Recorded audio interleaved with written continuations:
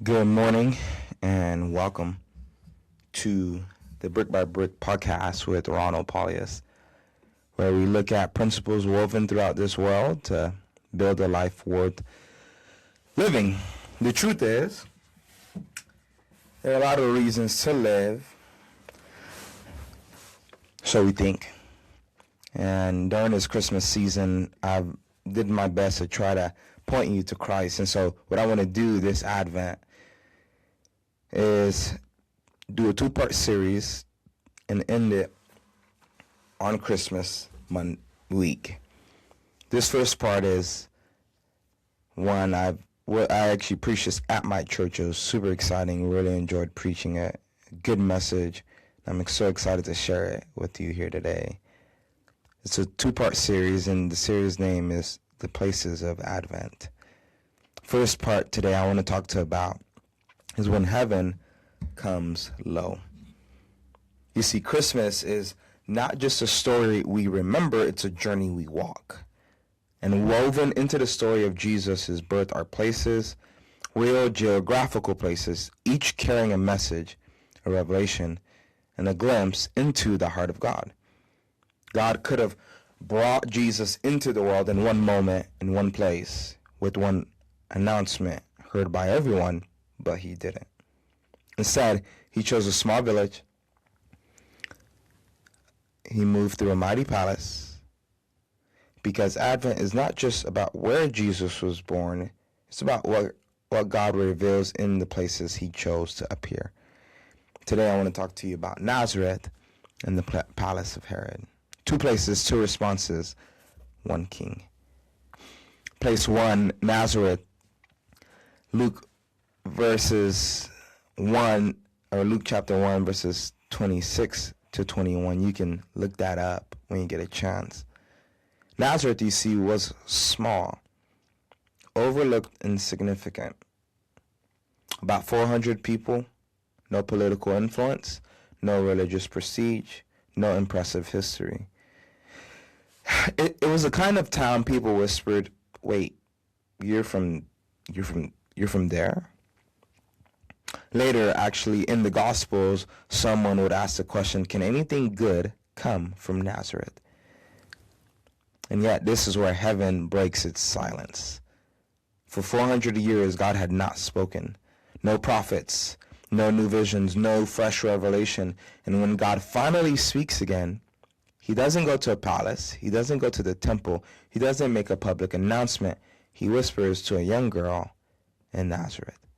The incarnation, God becoming flesh, was not shouted, it was entrusted.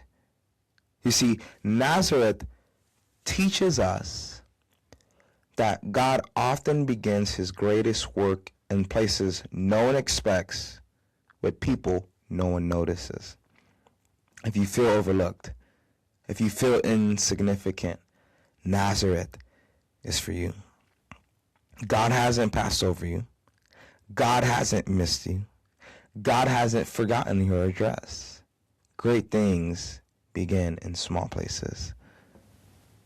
God often starts significant work in insignificant places.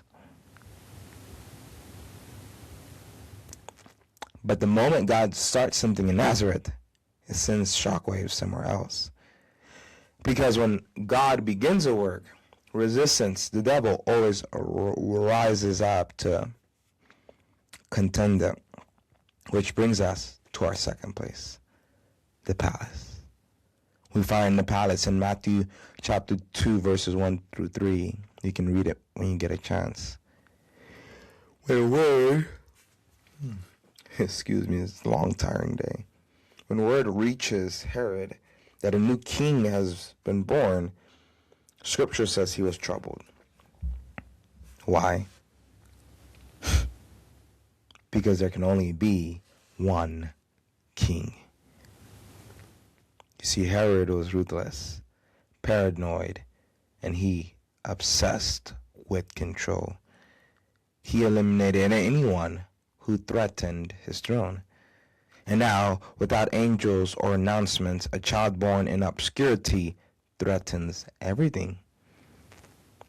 the wise men asked him, "Where is he born King of the Jews?" You see, Jesus caused trouble even when he was just a baby. Why? Because there can only be one king. Advent isn't just warm lights and cozy songs. It's the rightful king arriving and unsettling whatever has claimed his place.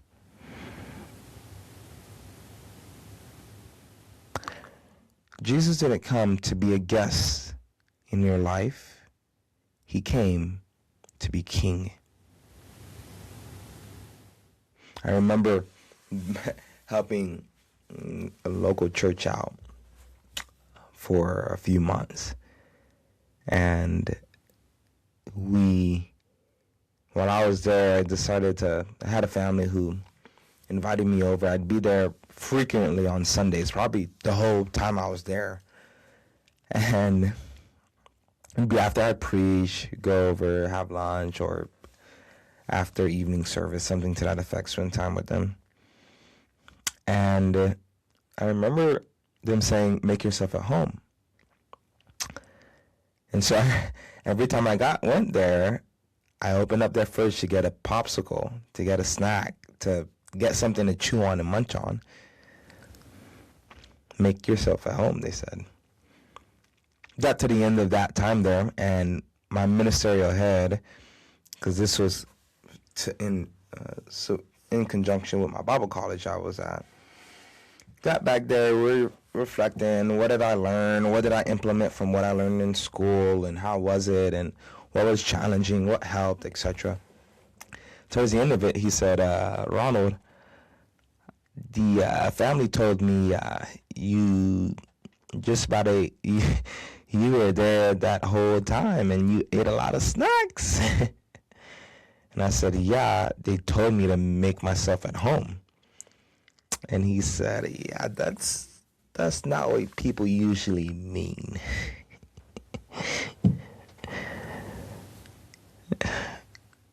Doesn't matter the difference in culture.